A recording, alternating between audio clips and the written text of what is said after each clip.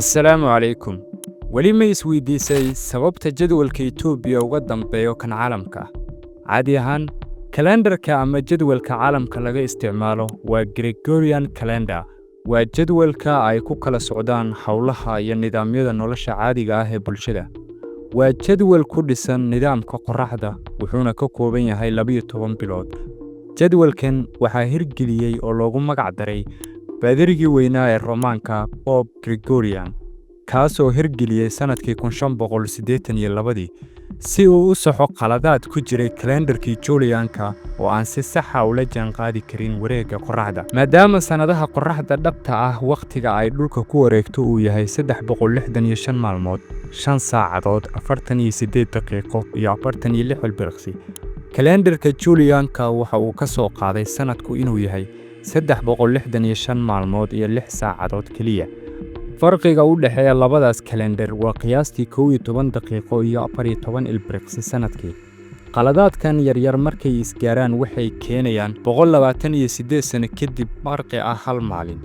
Qarniyo kadibna maalmaha kalendarku waa kuwa ka dambeynaya ama ka soo hormaraya xilliyada sanadka sida guga, xagaaga, dayrta iyo qorraxeedka. Qaladaadkaas yaryar ayaa dhibaato ku noqday xisaabinta ciidamada, xilliyada waxbarashada iyo jadwalka guud ee sanadlaha.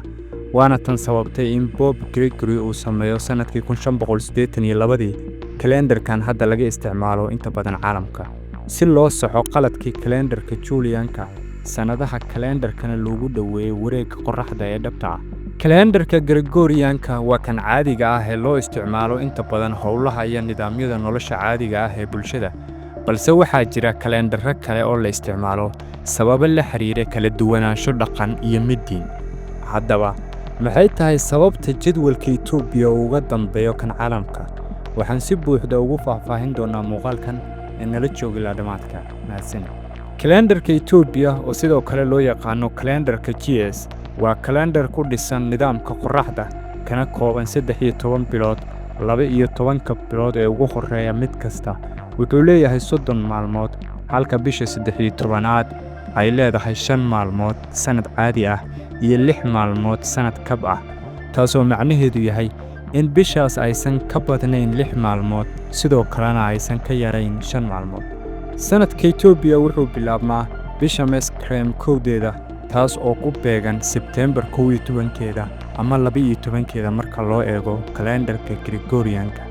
Nidaamkan wuxuu bixiyaa hab joogto ah oo si habsami leh loo habeeyey, wuxuuna door muhiim ah ka ciyaaraa aqoonsiga, dhaqanka iyo taariikhda Itoobiya. Sababta kalendarka Itoobiya uga dambeeyo kalendarka Gregorianka waa dhacdada Annunciation-ka oo Kiristaanku aaminsan yihiin in uu Jibriil u yimiday Maryama isagoo u sheegay inay dhali doonto wiil Ilaah. Dhacdadan kaniisadda Ortodokska Itoobiya waxay u xisaabisaa taariikh gaar ah oo ku saabsan dhacdadan, taasoo ka duwan xisaabta laga isticmaalo kaniisadaha galbeedka.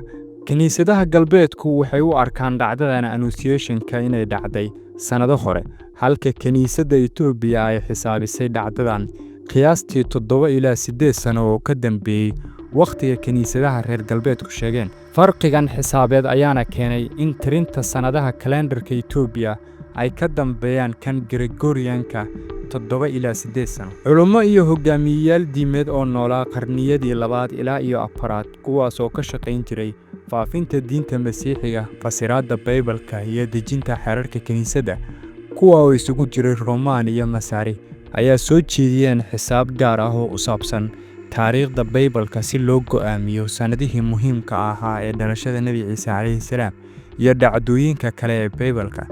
Jadwalkan ayaana ka duwanaa xisaabta kaniisadaha reer galbeedka, kuwa oo ku salaysan xisaabta Juliska ee hore iyo taariikhda Roomaanka. Farqigan xisaabeed ayaana keenay in sanadka dhalashada Nabi Ciise calayhi salaam uu ka dambeeyo midda galbeedka qiyaastii 7 ilaa 8 sano, taasoo sababtay farqiga kalendarka Itoobiya.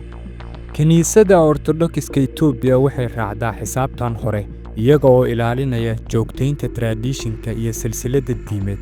Xisaabinta sanadaha kalendarka si la jaanqaadaysa xisaabta Baybalka oo ay culimo hore sheegeen. Kalendarka Itoobiya waa mid ka dambeeya kalendarka Gregorianka 7 ilaa 8 sano, waxaana loo adeegsadaa ciidaha, jadwalka maalinlaha ah iyo nidaamka bulshada Itoobiya.